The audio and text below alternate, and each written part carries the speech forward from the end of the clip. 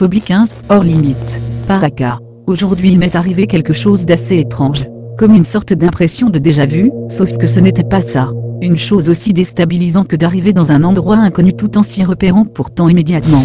Je me suis levé ce matin et quelque chose avait changé dans mon salon.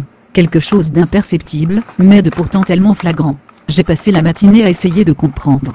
J'ai détaillé chaque objet, observant la poussière qui les entoure pour voir celui qui aurait pu être déplacé. J'ai vérifié que les chaises étaient toujours bloquées sous la table.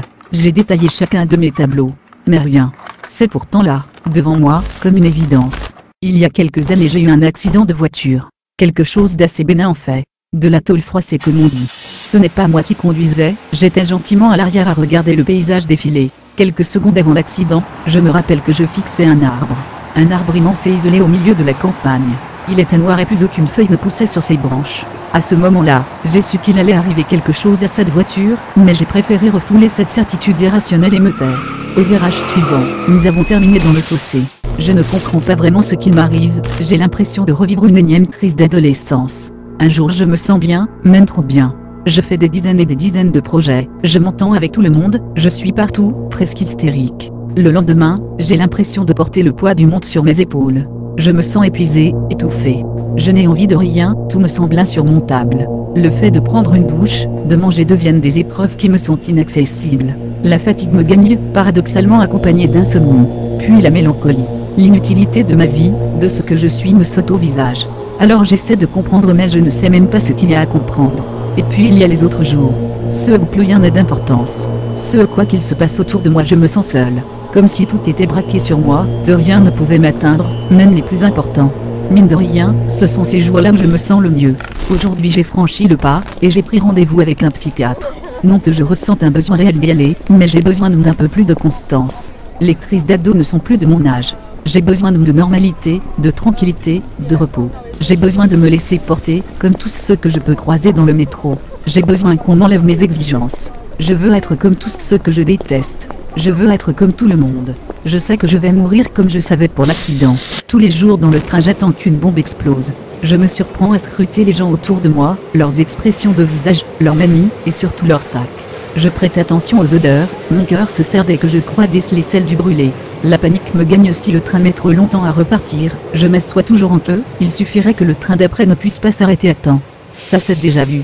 Le reste du temps je fantasme en regardant défiler le paysage. Une explosion, est-ce qu'on la sent arriver? Est-ce qu'on entend un grand bruit? On ressent un coup violent? Est-ce que pendant un dixième de seconde, on sait que notre corps part en lambeaux? Est-ce que le monde continuerait de tourner sans moi? Oui, sans aucun doute. Mais moi je ne veux pas mourir comme ça, en rentrant du boulot, comme ça, anonymement. Je ne veux pas mourir. Pitié. Il y a quelques années, une de mes connaissances est morte dans un accident de voiture. Brûlé vif. Peu de temps après l'enterrement, je me suis mise à faire des cauchemars très particuliers. Je voyais exactement tout ce qui se passait dans la pièce où je m'étais endormi, le programme qui passait à la télé, les allées et venues des gens, tout. Impossible alors pour mon inconscient de se rendre compte que je dormais. Sauf qu'en plus, il était là, toujours dans un coin de la pièce. Son corps brûlé et déjà pourrissant tournait vers moi. Il me parlait, me prévenait. Il mentionnait mon avenir, il m'avertissait de ce qui allait m'arriver. Et moi je ne l'ai jamais écouté, on n'écoute pas ses rêves, c'est le premier pas vers la folie. Pourtant il avait raison. Je me demande ce que c'est d'être fou. Où est la barrière, cette limite à ne pas franchir pour passer de l'autre côté, qui décrète ce qui est vrai ou non, ce qui est censé de ce qui ne l'est pas? J'ai vu tout ce que je dis avoir vu. J'ai raison, c'est ma vérité, mais sûrement pas celle des autres. Avant, aller voir un psy était pour moi un signe suffisant de folie. Voir des choses que les autres ne voient pas. Y croire. Je suis folle. Une maladie qui me ronge petit à petit.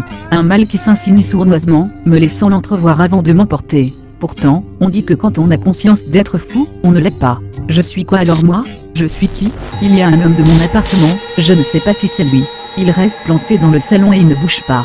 Il y a un homme dans mon salon. Je ne sais pas qui c'est. Il est là, dans mon salon, planté. Je ne sais pas ce qu'il veut. Mais il y a un homme dans mon salon. Debout, immobile. Je ne suis pas folle. Je ne suis pas folle. Je ne suis pas folle. Je ne suis pas folle. Je ne suis pas folle. Je ne suis pas folle. Je ne suis pas folle. Je ne suis pas folle. Je ne suis pas folle. Je ne suis pas folle. Je ne suis pas folle. Une dépression. Je fais une dépression, juste une dépression.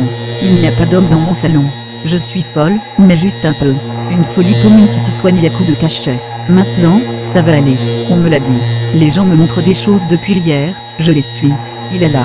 Moi je suis assise sur mon fauteuil, et je le regarde. Il a le doigt pointé sur mon étagère. Il est là, quelques mètres devant moi.